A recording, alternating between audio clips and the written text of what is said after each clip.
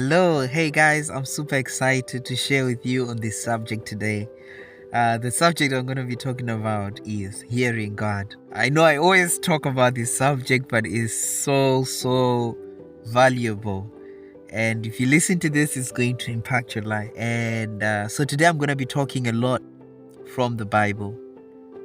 From experiences people had in the Bible with God. I don't know about you if you read a lot of books.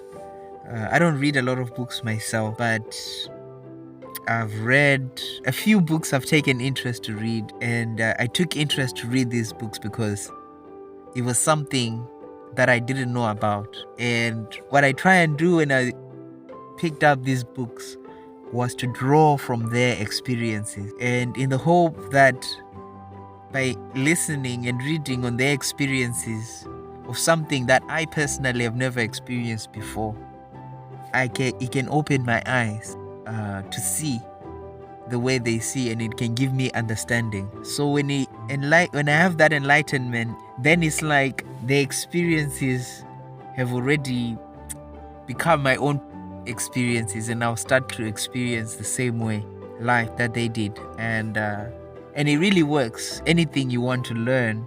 So today I want to be drawing on experiences of that people in the Bible had of hearing from God. The first story I want to talk about is about David. And David was an amazing person because he grew up and he looked after sheep when he was young. And it's one of those jobs I had an opportunity of looking after animals. I just tried it basically because my father had a farm. And I realized very quickly, after 10 minutes, I was tired. Because I realized how much patience you need to have, because you realize that this animal's life has now become more important than yours.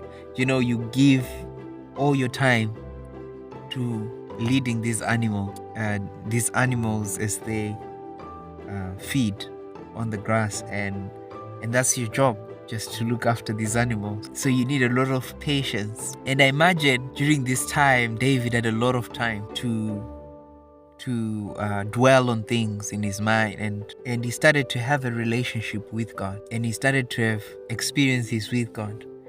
And finally, God brought him from that place, and he made him a king, and he made him powerful in the whole of Israel. And finally, he's king, he's made it, and one day he was in his palace, his army has gone to war. He was on the roof of his palace and he saw a beautiful woman who was bathing, and he saw her and sent people for her to call her to his palace. And he learns that she's married, but he so desired this woman and ended up sleeping with this woman and basically committing adultery. And eventually he tries to cover it up when he learns that she's become pregnant, and he ends up killing her husband. And it was very messy, and he tried to cover it all up and sweep it under the carpet so that nobody would know what he did. But one day, then the prophet of God called Nathan comes to him, and he comes to him as if he has a lawsuit. He wants David to settle because he would preside over some issues that happened in the city of Jerusalem. And Nathan says to him, there were two men in a certain town, one rich and the other was poor.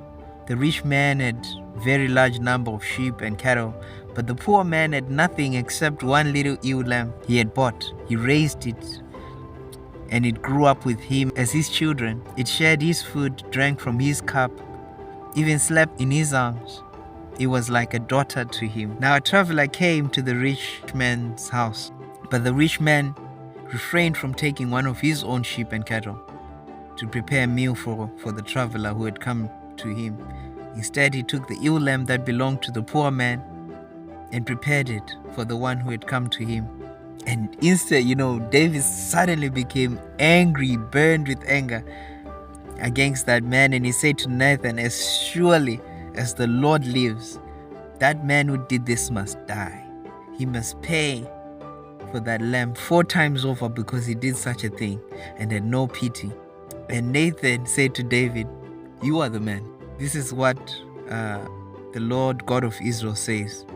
"I anointed you king over Israel. I delivered you in the hand of Saul. I gave you your master's house to you and your master's wives into your hands. I gave you all Israel and Judah.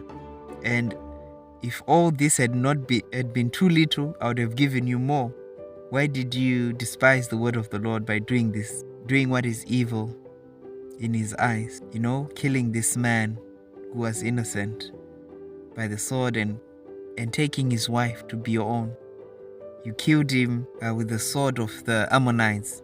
Now therefore the sword will never depart from your house, because you despised me and took the wife of Uriah the Hittite to be your own." And it's so amazing how God delivered this message to David.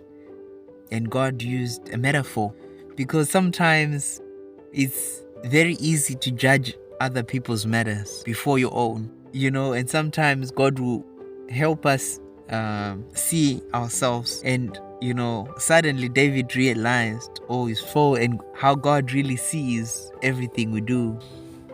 So this is amazing to me, because many times I find my dreams are like this. Sometimes in my dreams I'll see somebody going through a crisis, and I have this in my heart to go and tell them and give them advice. When the dream finally finishes, I hear the voice of God, and he says to me, "Why don't you?" My God makes me understand in that moment that this person I'm looking at is me, and I need to take that same advice. And God, it's in a way like sometimes the best person who can advise you is you. But sometimes you just need to see yourself through another person's eyes. You have to look at yourself outside of yourself to realize. And so this is sometimes the way our dreams speak to us. So David is looking here at himself in this story, but he can't place himself. So you can have a dream like this and fail to realize that this is all really talking about you. So this is it takes real care, I believe, especially if you have dreams that stand out. It's very important to note them down.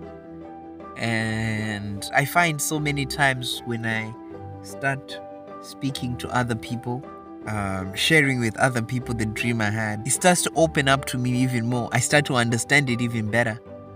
I start to see the riddle, like the hidden meaning, and it's like God knows exactly how to say things and what to say, because God knew that David cares about sheep because he was a shepherd himself.